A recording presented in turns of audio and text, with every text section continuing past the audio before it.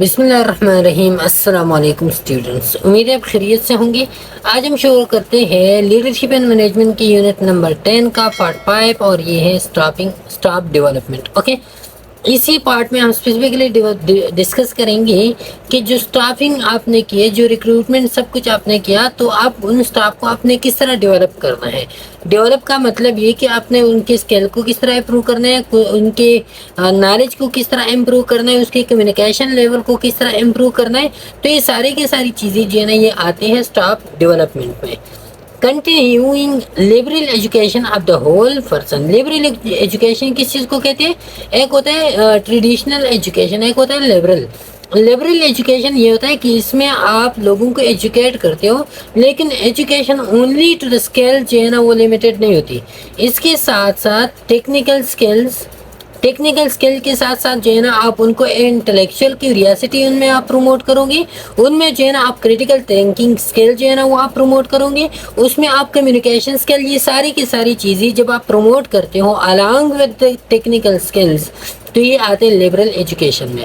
तो अब staff development में हम liberal education of the whole person करते हैं। होल पर्सन का मतलब ही कि आपने सिर्फ पर्सन के एक एस्पेक्ट को नहीं लेना है, आपने पर्सन की सोशल एस्पेक्ट को भी लेना है, कोग्निटिव एस्पेक्ट को भी लेना है, उनके एनवायरमेंटल, उनकी अपनी रिलेशनशिप, उनकी स्किल्स, एजुकेशन, सब कुछ जो है ना आपने कंसिडर करना है।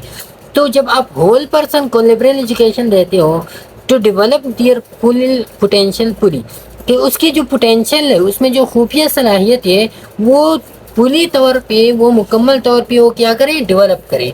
तो इस काम कहते हैं स्टाफ डेवलपमेंट। स्टाफ डेवलपमेंट में आप उस बंदे की जो खुफिया सलाहियत है उसको आप उजागर करते हो थ्रू लिबरल एजुकेशन। ओके, अब इसमें क्या होता है, स्टाफ डेवलपमेंट में ओरिएंटेशन होती है, प्रिसेप्टरशिप होते हैं, मेंटोरशिप, स्किल चेकलिस्ट होते हैं, एंट्रेंसशिप होते हैं, in service education, courses, conferences, seminar, journal और बुक्स, क्लब होते हैं, प्रोग्राम लर्निंग होती है, independent study and refresh courses. ये सारी की सारी चीज़ें वन बाय वन हम इन डिटेल में इसी लेक्चर में पढ़ते हैं। ओके,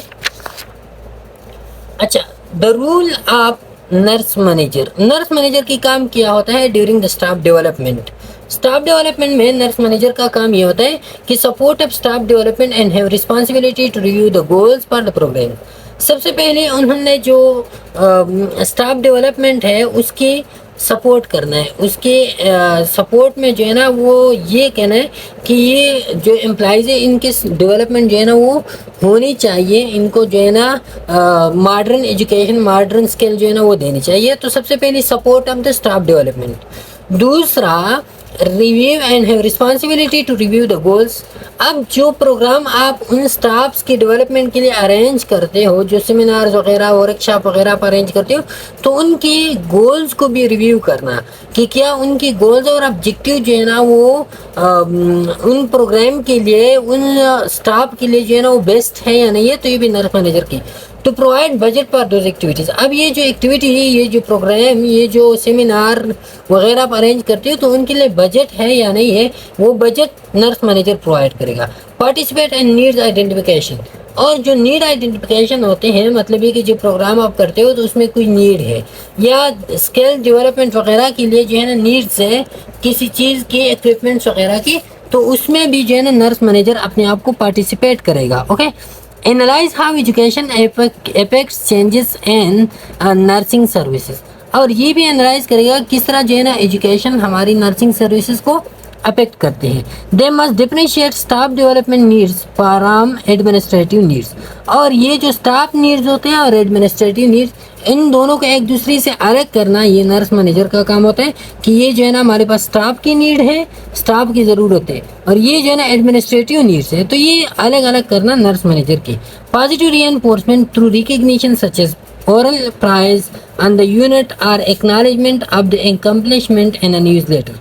अब जब भी आप स्टाफ डेवलपमेंट को प्रमोट करते हो तो आपने जो है ना थ्रू पॉजिटिव रीइंफोर्समेंट आपने रिकग्नाइज करना है उन स्टाफ को, उन एम्प्लॉयमेंट्स को। जब आप रिकग्नाइज करोगे तो वो मोटिवेट होगा और भी ज़्यादा काम करेगा।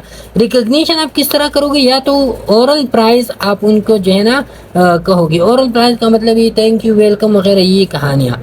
on the unit or acknowledgement of his accomplishment in newsletter as useful। या उस बंदे या बंदी का जो एकम्प्लिशमेंट होता है, उन्होंने जो अचीवमेंट्स किए, उन अचीवमेंट्स को आप एक्नॉलेज करो किसी न्यूज़पेपर पे, किसी न्यूज़ लेटर में जो है ना आप उनको क्या करो, एक्नॉलेज करो, अप्रिशिएट करो। तो उससे जो है ना क्या होगा, उनका मोरल डेवलप होगा और वो स्टाफ डेवलपमेंट में रोल प्ले करेगा। ओरिएंटेशन, अब ओरिएंटेशन एक तो नर्स मैनेजर की रूल थी, ओरिएंटेशन के थ्रू आप स्टाफ डेवलपमेंट किस तरह करोगे। तो ओरिएंटेशन क्या है, is the process of empowering new employees about the existing work environment and their place. अब न्यू एम्प्लॉइज आ गए तो उन न्यू एम्प्लॉइज को जगह सिखाना, उनके जॉब सिखाना, उनको जो है ना रिलेट करना विद द सराउंडिंग। तो ये काम किसका होता है, ये होता है ओरिएंटेशन में। जैसे कि आप भी जब भी कॉलेज जाते हो तो जो आपका पहला सेमेस्टर होता है, पहले दिन पे आपको ओरिएंटेशन ऑफ द कॉलेज दी जाती है। सारे कॉलेज में आपको घुमा दे कि ये लाइब्रेरी है, यहाँ पे जो है ना आपने इस टाइम स्टडी करना है, ये क्लासेस है, इस टाइम ये अटेंड करनी है। तो ये सारी की सारी चीज़ें आपको ओरिएंटेशन सेशन में बताई जाती है। ओरिएंटेशन दो टाइप्स के होते हैं, एक होता है जनरल पार्ट, दूसरा होता है स्पेशल पार्ट। जनरल पार्ट में आपको जनरल ओवरव्यू देते हैं। जैसे कि फॉर एग्जांपल आप जो है ना केएमयू में आ गई, तो केएमयू में ओवरऑल यूनिवर्सिटी के रूल प्रोसीजर के बारे में जब आपको ओरिएंटेशन दी जाती है तो वो जनरल पार्ट है। लेकिन जब आप आईएनएस में आते हो और आईएनएस में क्लास में बैठते हो और with in the class about the nursing discipline जब आपको जो है ना बताई जाती है, तो वो स्पेशल पार्ट होता है। General part, which includes information given to all new employees to acquaint them with the overall purpose, function and structure of the organization, as well as introduction to the rules and policies and procedures that apply to all employees. अब यहाँ भी general part में क्या होता है कि इसमें जो है ना आपको आशना किया जाता है, एक्वेंट किया जाता है ऑर्गेनाइजेशन की जो overall purpose, overall function, overall structure है उसके साथ, और साथ में जो है ना आपको इंट्रोड्यूस करते हैं उन रूल्स और पॉलिसीज प्रोसीजर के साथ जो सारे एम्प्लॉयज़ के लिए एक जैसा इम्प्लीमेंट होते हैं। Okay, the induction is the first 2 to 3 days of orientation. It can be done by personal development employee, department employee पर द न्यू एम्प्लॉइज। अब ये जो जनरल पार्ट सेशन होता है तो ये तकरीबन 2 से 3 दिन लेती है। ऑर्गेनाइजेशन तो ऑर्गेनाइजेशन डिपेंड करते हैं, बाद में एक दिन में भी की जाती है, बाद में हाफ अ डे में भी की जाती है। और ये कौन दिएगा, ये जनरल पार्ट कौन प्रेजेंट करेगा, ये जो प्रीवियस एम्प्लॉइज होते हैं तो वो प्रीवियस एम्प्लॉइज अपनी न्यू एम्प्लॉइज को जो है ना ये बताएंगे जनरल पार्ट। स्पेशल पार्ट में which relates to specific job the employ as pale, जो स्पेसिफिक जॉब जो है ना इंसान एम्प्लॉय पेल करते हैं तो उसी के बारे में ओरिएंटेशन देना। This is considerable variation regarding the length from content of job orientation. अब ये डिपेंड करता है जॉब ओरिएंटेशन पे कि जॉब ओरिएंटेशन जो है ना या जॉब किस लेवल का है, तो उसी के बेस पे उनको जो है ना टाइम दी जाती है। इन सम सिचुएशन इट में भी 4 वीक पीरियड, कुछ में जो है ना 4 वीक, कुछ में 4 मंथ तक भी चला जाता है, कुछ में 6 to 12 मंथ होता है। और इसको हम 6 to 12 मंथ जैसे कि इंटर्नशिप होता है विच, और इसको जो है ना ये ओरिएंटेशन फेज, इसको हम प्रोबेशन फेज भी कहते हैं, अभी आते हैं नेक्स्ट में। ओके, एंड सम अच्छा which are provided to newly graduated doctors and nurses during job orientation employees। तो अब ये जो इंटर्नशिप होता है ना, इंटर्नशिप भी ओरिएंटेशन ही होता है। इंटर्नशिप में आपको जो है ना डिफरेंट वार्ड्स का ओरिएंटेशन दी जाती है। एक वार्ड में आपको 3 महीने रखा जाता है, दूसरे वार्ड में 3 महीने, तीसरे वार्ड में 3 महीने, और हर एक वार्ड का आपको ओरिएंटेशन दी जाती है ये इंटर्नशिप में। ये किन बंदों को, ये जो ग्रेजुएटेड, न्यूली ग्रेजुएटेड डॉक्टर और नर्सेज होते हैं ना, उनको जो है ना 6 महीने या 12 महीनों का उनको जो है ना क्या दी जाती है, इंटर्नशिप प्रोवाइड की जाती है। और इसी इंटर्नशिप में उनको बताया जाता है कि आपकी जॉब डिस्क्रिप्शन हर एक यूनिट में, हर एक वार्ड में क्या क्या है। अच्छा, it is appropriate to use the an orientation time schedule and documentation of the orientation and it can retain in the personal file. अब मैनेजर का इसमें क्या काम होगा, नर्स मैनेजर का, तो नर्स मैनेजर जो है ना वो टाइम शेड्यूल ओरिएंटेशन का सेट करेगा, documentation of the orientation set करेंगे, और साथ में जो है ना डॉक्यूमेंटेशन ऑफ एम्प्लॉइज, एक एम्प्लॉय ने जो है ना उसी ओरिएंटेशन में क्या क्या परफॉर्म किया तो वही पर्सनल फाइल में वो रखेंगे। Frequent visits to see the nurse is capable and that the orientation is progressing satisfactorily. अब नर्स मैनेजर जो है ना फ्रीक्वेंटली विजिट करेगा ओरिएंटेशन प्लेस का, वहाँ पे जो है ना ये इस बात का इत्मीनान करेगा कि ओरिएंटेशन स्टार्ट है और सेटिस्फैक्टरीली जो है ना वो क्या है, इज प्रोग्रेसिंग सेटिस्फैक्टरीली हर हेल्प। और ओरिएंटेशन जो है ना वो क्या है, वो सेटिस्फैक्ट्री है, वो हेल्प आउट वाला ओरिएंटेशन है। Internship programme is in service education programme पर rule adjustment as educational and training session as useful. अब जो एंट्रेंशिप प्रोग्राम आप करते हो ना इन सर्विसेज एजुकेशन प्रोग्राम के लिए, तो उसमें आपने एजुकेशनल ट्रेनिंग सेशन जो है ना वो क्या करनी है, वो आपने अरेंज करनी है। किस चीज़ के लिए? रूल एडजस्टमेंट के लिए, ताकि लोग जो है ना वो क्या करें, वो उन चीज़ों के साथ आशना हो जाए। This will help the new nurse to build their competence, lower frustration level, increase nursing care plan. अब ये जो है ना ये इसका मेन पंख क्या होता है कि जो न्यूली ग्रेजुएटेड नर्सेज होते हैं वो जब एंट्रेंशिप पे जाते हैं तो पहली बार जो है ना वो बहुत ज़्यादा खूब ज़्यादा होते हैं, लोअर कॉम्पिटेंट के होते हैं, फ्रस्ट्रेटेड होते हैं। लेकिन जब आप उनके लिए ट्रेनिंग सेशन, एजुकेशनल सेशन और रूल एडजस्टमेंट जो है ना आप उनके लिए प्रमोट करोगे तो वो क्या होगी, वो फिर जो है ना इन चीज़ों से बाहर निकलेंगे। And then improve job satisfaction, then it reduces the job burn out and, और साथ साथ में जॉब सेटिस्फेक्शन भी इम्प्रूव होगा और जॉब बर्न आउट और टर्न ओवर भी जो है ना वो ख़त्म होगा। अच्छा, near the end of the probationary period, ये internship period, orientation, probationary period round about same ही होते हैं। It is advisable to adopt a systematic evaluation. This is considered a big indicative for the success of the selection process. अब ये जो probation period या orientation period जब ख़त्म होते हैं तो अक्सर हॉस्पिटल जो है ना फिर वो क्या करते हैं, फिर वो सिस्टमिक एवेल्युएशन करते हैं कि आए ये बंदा जो है ना इन्होंने ये 4 महीने, 6 महीने या 1 साल हमारे साथ काम किया। अब ये जो है ना इनके जो एक्टिविटीज़ थी, क्या वो एक्टिविटीज़ जो है ना वो बेस्ट थी या नहीं थी, इसी के थ्रू जो है ना उनको अब यहाँ पे जॉब मिल सकता है या नहीं मिल सकता। ओके, अच्छा, अब ये आपने किया ओरिएंटेशन। ओरिएंटेशन के बाद होता है फिर प्रेसेप्टरशिप। विद इन ओरिएंटेशन आप प्रेसेप्टरशिप करोगे। प्रेसेप्टरशिप क्या होता है कि it helps recruit, retain, orient and develop staff. अब प्रेसेप्टरशिप जो है ना ये गाइड करता है एम्प्लॉइज़ को विद इन ऑर्गेनाइजेशन। जो एम्प्लॉइज़ आते हैं ना तो उनको गाइड करना ये प्रेसेप्टर का काम होता है। They may be used before student graduate to orient them to the agency and recruit them for higher.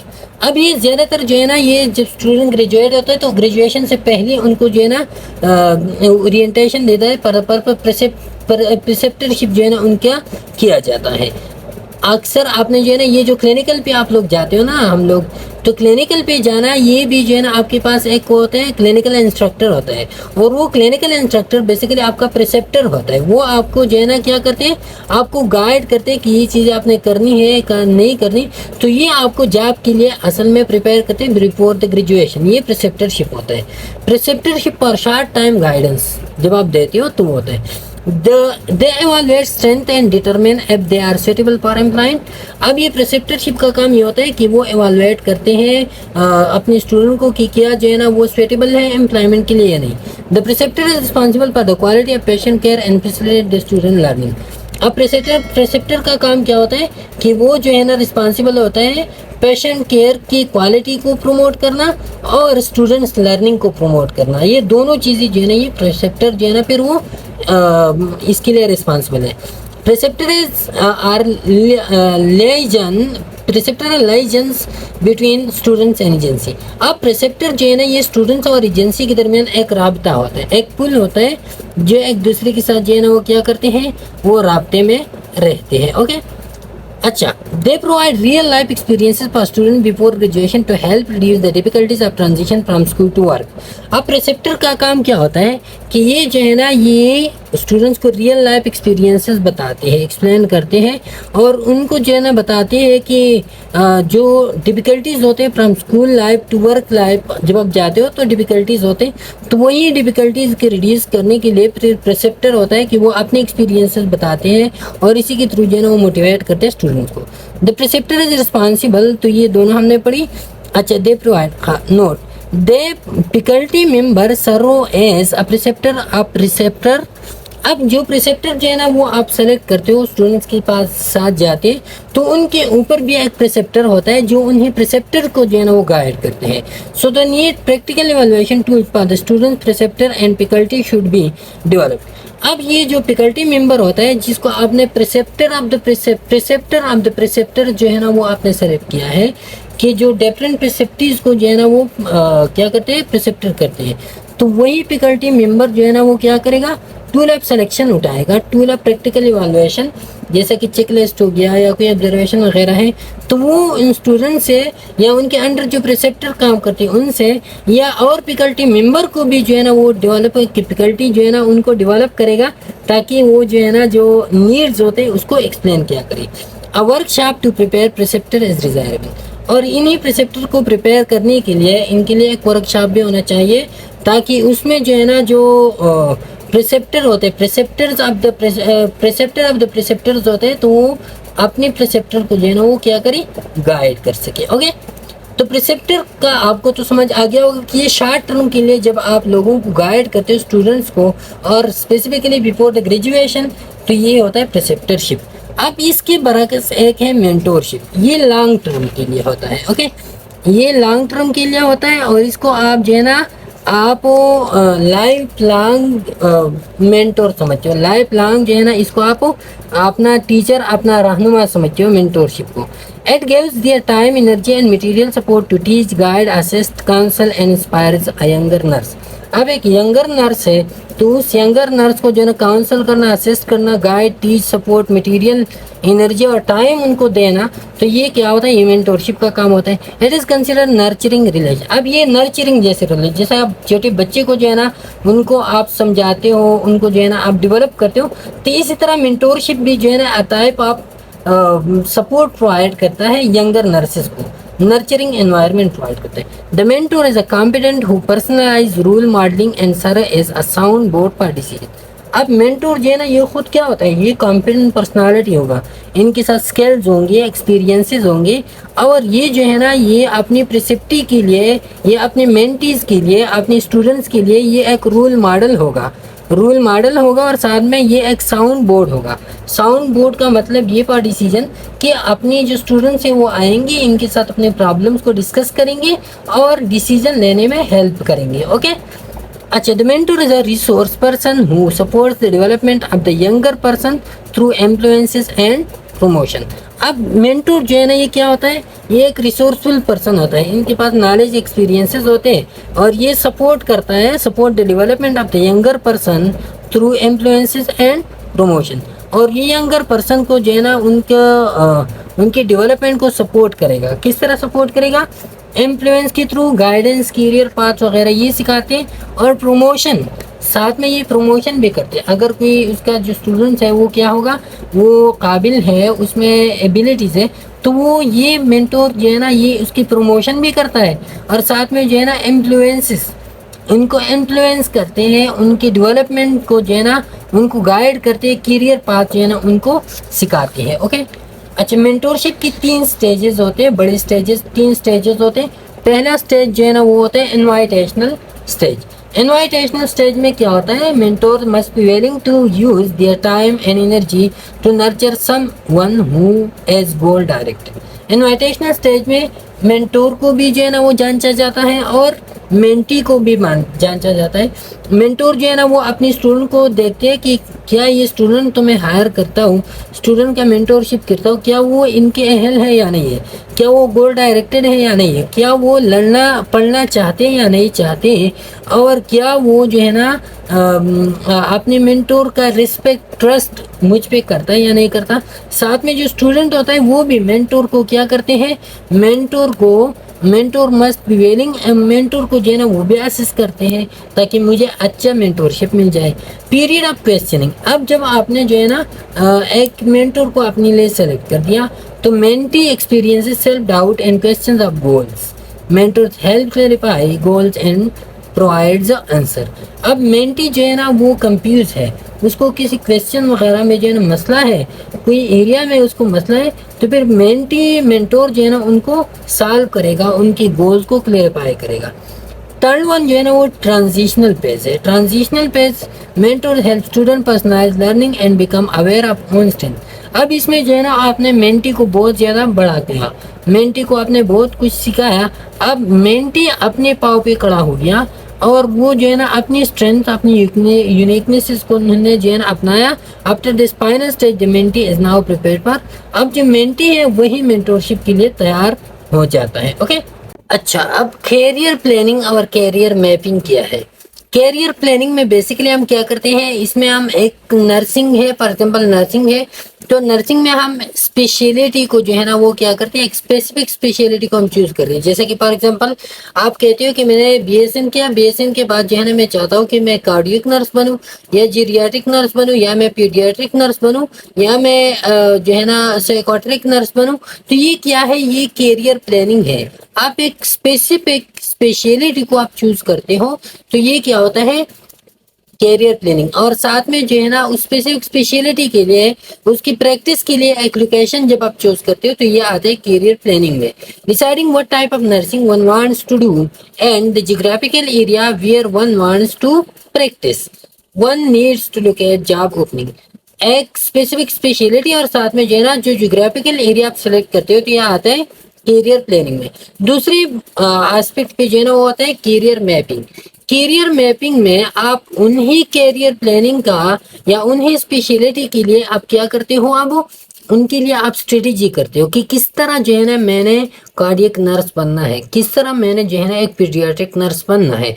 तो ये फिर आता है कैरियर मैपिंग में। Develop a long strategy for nursing career, जो नर्सिंग कैरियर आप अपनाते हो तो उसी के लिए फिर आप लॉन्ग स्ट्रेटेजी आप as strategic planning for one's formal education experience continuing education professional association and networking.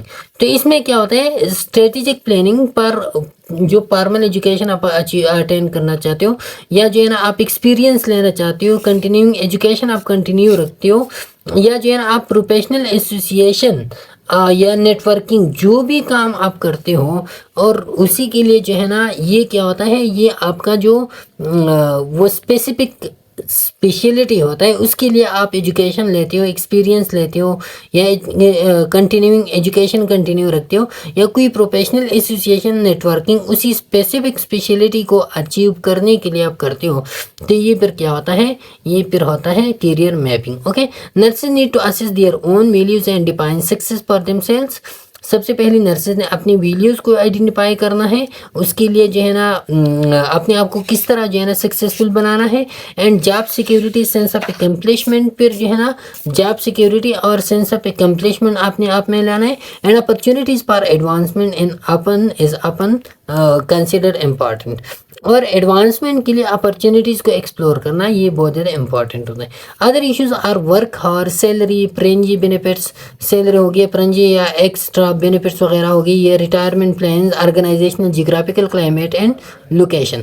तो ये सारे के सारी चीज़ें क्या है कि ये कैरियर मैपिंग के लिए जो है ना इसके साथ साथ ये इम्पॉर्टेंट है। ओके अच्छा, अब group process and team development. Group process या टीम डेवलपमेंट, ग्रुप आप किस तरह बनाओगे, एक टीम आप किस तरह क्रिएट करोगे।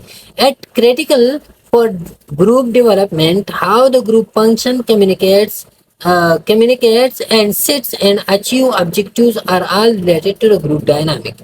अब जो है ना जो ग्रुप आप सेट करते हो तो ग्रुप डेवलपमेंट का मेन ये हो रहा है, मेन फंक्शन कि उसमें आप ये देखो कि ग्रुप के जो लोग हैं, लोग जो फंक्शन परफॉर्म करते हैं, जो चीज़ें कम्युनिकेट करते हैं, जो उनके गोल्स है, क्या वो ग्रुप के डायनामिक के साथ जो है ना वो क्या है, वो कंपेटेबल है, रिलेटेड है या नहीं। मतलब ये कि ग्रुप के जो लोग जो फंक्शन परफॉर्म करते हैं क्या वो हमारे ग्रुप के जो ऑब्जेक्टिव्स है, गोल्स है, उनके साथ रिलेटेड है या नहीं है। तो ये सबसे पहले आपने असेस करना है। The teams who typically form, organise, solve problem, implement solution and disband. Team, group team क्या करेगा, वो जो है ना ऑर्गेनाइज, सबसे पहले ऑर्गेनाइज होगा, फिर जो है ना प्रॉब्लम सॉल्व करेगा, फिर प्रॉब्लम सॉल्विंग को इम्प्लीमेंट करेगा, और फिर इम्प्लीमेंटेशन के बाद वो अक्सर जो है ना वो ब्रेकअप उनके होते हैं, वो डिसॉल्व होता है वो टीम। तो टीम जब भी बनते हैं वो एक स्पेसिफिक पर्पस के लिए बनते हैं, जब पर्पस अचीव होते हैं तो टीम खत्म हो जाती है। ओके अब इसमें होता है फार्मिंग स्टेज। अब जो टीम डेवलपमेंट है ना, टीम डेवलपमेंट की टीकमेंस ने स्टेजेस एक्सप्लेन किए। अब Tuckman's stages for the team development वो कौन कौन सी है? सबसे पहले है वो फार्मिंग स्टेज। फार्मिंग स्टेज या इसको हम इंट्रोडक्टरी स्टेज भी कहते हैं। Individual are likely to feel anxious, fearful, doubtful and self-proactive. The leader concentrate on putting the members at ease, explaining the purpose, developing a workable climate and exerting leadership. ये जो farming stage है, इसमें जो लोग जब भी दाखिल होते हैं ना, तो वो क्या होते हैं, वो एंशियस होते हैं, वो जो है ना वो डाउटफुल होते हैं, फियरफुल होते हैं और बहुत ज्यादा प्रोएक्टिव होते हैं। हर एक चीज के बारे में पहले से बहुत ज्यादा सोचते हैं। ओके। अब लीडर का काम क्या होता है? लीडर का काम ये होता है कि उनके एंशियस को खत्म करे, उनके डाउटफुल को वो क्लियर करे, उनके फियर को जो है ना वो खत्म करे। ओके। उनको पर्पस समझाए, उनको जो है ना एक वर्केबल क्लाइमेट प्रोवाइड करे और उन्हीं लोगों के लिए जो है ना एन एग्जर्टिंग लीडरशिप, और लीडरशिप जो है ना उन पे एग्जर्ट करे, लेकिन वो लीडरशिप जो है ना उनको क्या करे, गाइड करे, इन्फ्लुएंस करे, मोटिवेट करे उन लोगों को। तो ये पहला स्टेज है। दूसरा स्टेप टीम डेवलपमेंट में वो स्टॉर्मिंग फेज है। स्टॉर्मिंग फेज जहाँ पे जो है ना अब टीम में कम्प्लेक्स प्रोड्यूस होता है। सबसे पहले जो कम्प्लेक्स नहीं होती, लोग एक दूसरे को जानते पहचानते नहीं, लेकिन जब एक दूसरे को लोग पहचानते हैं तो अब इन लोगों के दरमियान ट्रस्ट नहीं होता एक दूसरे के ऊपर। तो ये लोग जो है ना हर एक बात पे कम्प्लेक्स में पहुंच जाते हैं। Tension tends to be higher and resistance is common and disagreement is obvious. अब इसी स्टेज में जो है ना टेंशन बहुत ज्यादा हाई होता है, लोग हर एक बात की रेजिस्टेंस भी करते हैं। एक बंदा कहते हैं कि मैंने ये करना है, तो दूसरा बंदा उसका मुखालिफत करते हैं, और यहाँ पे जो है ना डिसएग्रीमेंट बहुत ज्यादा होते हैं, क्योंकि लोग एक दूसरे पे अभी इन्होंने ट्रस्ट शुरू नहीं किए। In this phase, the group needs to help and clarification of misunderstanding. अब यहाँ पे जो है ना ग्रुप को किस चीज की जरूरत है कि वो क्लेरिफिकेशन करे, वो जो है ना मिसअंडरस्टैंडिंग और फियर को जो है ना वो क्या करे, वो खत्म करे। ओके। अच्छा, फिर इसके बाद आता है नामिंग स्टेज। नामिंग स्टेज है, इसको हम कहते हैं ना कोहेशन। अब यहाँ पे जो है ना लोग एक दूसरे पे ट्रस्ट शुरू करते हैं। इसी स्टेज पे लोग एक दूसरे पे ट्रस्ट शुरू करते हैं। The group structure and their purpose becomes clarified and cohesiveness is developed during this phase. अब यहाँ पे क्या होता है, ग्रुप जो है ना वो स्ट्रक्चर्ड हो जाता है, वो एक दूसरे के साथ हम आहंग हो जाता है। उनके पर्पस जो है ना वो एक दूसरे की जो पर्पस ऑफ द ग्रुप होते हैं वो क्लियरफाइड हो जाता है हर एक को। और यहाँ पे लोगों के दरमियान एक a type of relationship create होते हैं, a type of cohesiveness create होते हैं। अब इसके बाद जो है ना परफॉर्मिंग, यहाँ पे जो है ना जब कोहेसिवनेस क्रिएट होते हैं तो ये लोग जो है ना अब परफॉर्मेंस के मूड में आते हैं। वर्क्स इफेक्टिवली टुवर्ड्स अचीविंग गोल। अब ये लोग जो है ना गोल को अचीव करने के लिए वर्क शुरू करते हैं collectively. Help the group to focus on issues, behaviour और problem, not in a person. अब ये जो है ना help the group member to maintain constructive relationship and take initiative to make things better. यहाँ पे क्या होता है कि वो लोग help the group to focus on issues, behaviours और problem, not in a person. यहाँ पे जो है ना लोग उन ग्रुप जो है ना हेल्प आउट करते हैं, वो जो है ना एक बंदे पे फोकस नहीं करते, एक बंदे के खामियों पे फोकस नहीं करते, वो जो है ना उन इश्यूज, बिहेवियर्स और प्रॉब्लम पे जो है ना फोकस करते हैं जो कलेक्टिवली जिसकी जरूरत होते हैं। Okay. Help the group members to maintain constructive relationship and take initiative to make things easier. अब यहाँ पे जो है ना ये लोग क्या करते हैं, कंस्ट्रक्टिव रिलेशनशिप एक दूसरे के साथ जो है ना वो बनाते हैं। ये लोग एक दूसरे की हेल्प करते हैं, एक दूसरे को जो है ना मोटिवेट करते हैं और एक दूसरे की काम में कोऑर्डिनेट एक दूसरे के साथ करते हैं। ओके। अब ये इनिशिएटिव की वजह से जो है ना एक दूसरे के काम जो है ना वो आसानी से और बेटर तरीके से जो है ना वो सरंजाम पाते हैं। The leader should lead by example. अब इस स्टेज में लीडर को जो है ना एक एग्जाम्पलरी शख्सियत जो है ना वो बनना चाहिए। लीडर ऐसा होगा अब कि वो अपनी जिंदगी को, वो अपने काम को एक एग्जाम्पलरी शख्सियत की, behaviour with motivation. Okay. until the group resolve the problem and achieving the objective of the team farming। और ये तब तक जो है ना एक एग्जाम्पलरी बंदा होगा जब तक जो है ना प्रॉब्लम रिजॉल्व ना हो या ग्रुप ने जो है ना अपनी ऑब्जेक्टिव को अचीव न किया हो। अब इसके बाद जब ग्रुप में ऑब्जेक्टिव अचीव करे तो फिर एडजॉर्न और डिसबैंडिंग स्टेज आता है, जिसको हम ब्रेकअप कहते हैं। ब्रेकअप कब होता है? जब ग्रुप अपने ऑब्जेक्टिव्स को अचीव करे तो ये ग्रुप खत्म हो जाता है। द मेंबर्स में है पॉजिटिव और negative feeling about this the disbanding. अब जो मेंबर होते हैं, कुछ लोग कहते हैं कि यार ये तो नहीं होना चाहिए, ग्रुप नहीं खत्म होना चाहिए, कुछ कहते हैं कि खत्म ही हो जाए तो ठीक है। तो पॉजिटिव नेगेटिव दोनों कमेंट्स आते हैं। The leader should express appreciation and give positive reaction. अब लीडर का काम इधर क्या होता है कि वो डिसबैंडिंग हो गया, लेकिन अब वो लीडर लोगों को अप्रिशिएट करे, उनके एफर्ट्स को अप्रिशिएट करे, और साथ में जो है ना पॉजिटिव रीइंफोर्समेंट मीन रिवार्ड वगैरह जो है ना उनको दे दी जिन्होंने फंक्शन परफॉर्म की है। अब डेविड क्लेमेंट ने एक एनालॉजी यूज की है। इन्होंने इंडिविजुअल और ग्रुप की अहमियत को जो है ना वो समझाया है हमें, कि ग्रुप की क्या अहमियत होती है और इंडिविजुअल की क्या अहमियत होती है। इन्होंने इंडिविजुअल को स्प्रिंटर्स का है। स्प्रिंटर वो बंदा होता है जो क्या करते हैं, जो कंपटीशन करता है, लेकिन कंपटीशन वही कंपटीशन में हिस्सा लेते हैं जिसमें जो है ना लोग इकट्ठे रिले के पाम में नहीं भागते। रेस कंपटीशन होता है, लेकिन रेस कंपटीशन में पहले एक भाग जाता है, वो उसका हिसाब लगाया जाता है, फिर दूसरा, फिर तीसरा। तो इस तरह की स्पेंटर्स होता है। स्पेंटर जी गुत्ताखोर वगैरह उन लोगों को भी कहते हैं, ये सारे की सारी स्प्रेंटर में आते हैं। तो sprinter who are uncoordinated individual and run independent effort for each. अब ये जो स्प्रेंटर्स होते हैं ये अनकोऑर्डिनेट, एक दूसरे के साथ कोऑर्डिनेशन नहीं करता और इंडिपेंडेंट एफर्ट्स करते हैं। ये क्या होता है? ये इंडिविजुअलिज्म होता है। दूसरा, while the coordination level and team and independent effort is like a relay. अब रिले रेस जो होते हैं ना, सारे लोग इकट्ठा जो है ना वो भागते हैं और कंपटीशन कहते हैं कि कौन सा जो है ना वो पहला हो जाएगा। तो ये रिले रेस है। अब रिले रेस में ये होता है कि ये एक बंदा है, ये दूसरा बंदा है, ये तीसरा, ये चौथा बंदा है। तो ये बंदा जो है ना इससे कोशिश करता है कि सामने हो जाए, ये इससे कोशिश करता है कि सामने हो जाए, ये इससे कोशिश करता है कि सामने हो जाए।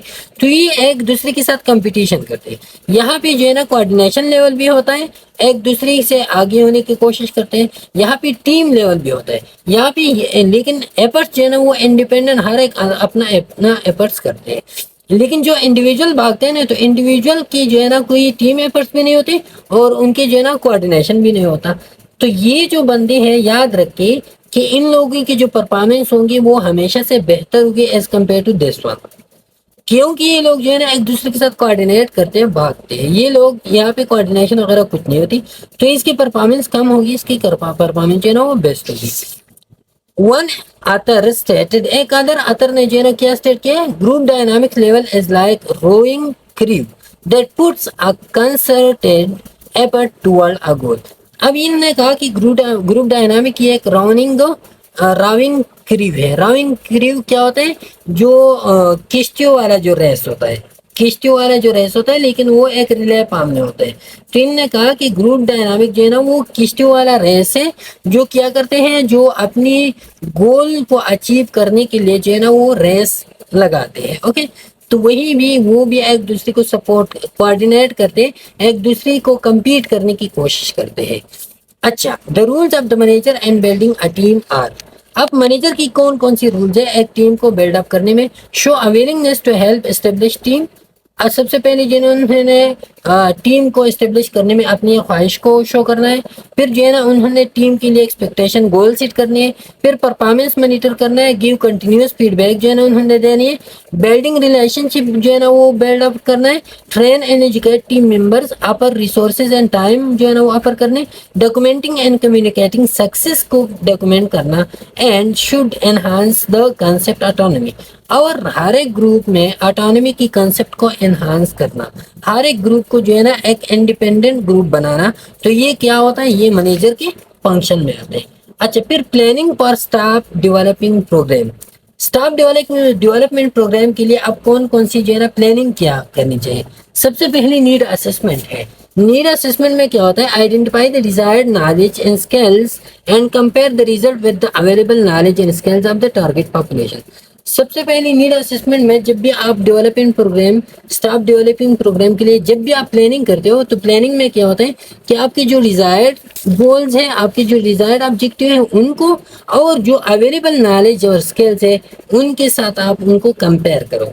The type of speaker and the language that is used and the suitable time should be assessed. कौन सा स्पीकर जो है ना वो बोलेगा ड्यूरिंग द प्रोग्राम, कौन सी लैंग्वेज में बोलेंगे, और सुटेबल टाइम जो है ना किया होगा, तो ये सारी की सारी चीजें जो है ना आपने असेस करनी है। Identify the appropriate resources that meet the needs, कौन सी रिसोर्सेज जो है ना इस जरूरत को पूरा करेगा। Plan and implement learning strategies कौन कौन सी होगी, एंड इवैल्यूएट द रिजल्ट को फिर आपने evaluate in terms of reactions and responses to the learning process, the behaviour change, the impact in the organisation. अब लर्निंग प्रोसेस में जो रिस्पांसेस आ रही है, जो रिएक्शंस आ रहे हैं, तो उनको आप क्या करो, उनको आप इवैल्यूएट करो। और at the behaviour change the impact and, और ये जो बिहेवियर लोगों के होते हैं तो वो ऑर्गेनाइजेशन के इम्पैक्ट को जो है ना वो चेंज करते हैं। सिंपल ये कि जब भी आप developing programme, staff development programme के लिए प्लानिंग करते हो, तो उनके लिए सबसे पहले अपनी अपनी नॉलेज और स्किल को देखना है, कितना नॉलेज है, कि आपके पास कितने स्किल्स है आपके पॉपुलेशन के साथ, कौन सा जो है ना प्रोग्राम में स्पीकर बनेगा, कौन सा जो है ना किस लैंग्वेज में होगा, और सुटेबल टाइम कौन सा होगा। तो ये चीजें नोट क्या करना है। Diversity and style of learning should be consider. सबसे पहले जो लर्निंग स्टाइल होता है तो वो आपने डाइवर्स बनाना है। Variety and teaching methods, there are numerous teaching methods and tools available. अब न्यूमरस टीचिंग मेथड्स और टूल जो है ना वो अवेलेबल है, including but not limited to lecture, discussion, role play, case study and hand out. अब learning teaching strategies बहुत ज़्यादा है। अगर आपने लर्निंग स्ट्रेटेजीज जो है ना वो अचीव मेंटेन रखनी है, लर्निंग स्ट्रेटेजी सेट करनी है, तो लेक्चर, डिस्कशन, रूल प्ले सब कुछ जो है लर्निंग स्ट्रेटेजी है। Cultural variables should be consider. इसके साथ साथ ग्रुप डेवलपमेंट में आपने कल्चर वेरिएबल को भी वो कंसिडर करना है। Immediate and specific feedback improve performance and enhance competency. जो इमीडिएट फीडबैक होता है, जो specific feedback to the job होता है, टू द ग्रुप होता है, तो वो क्या करते हैं, वो कॉम्पिटेंसी को भी एनहांस करते हैं, वो परफॉर्मेंस को भी एनहांस करते हैं। तो ये चीज़ें आपने जो है ना जब भी आप ग्रुप मैनेजमेंट करते हो, ग्रुप डेवलपमेंट करते हो, तो ये चीज़ें आपने जो है ना इन माइंड में रखनी है। इंशाल्लाह फिर नेक्स्ट लेक्चर पे इंशाल्लाह शुरू करेंगे परफॉर्मेंस अप्राइजल से। तब तक के लिए इजाज़त दीजिए।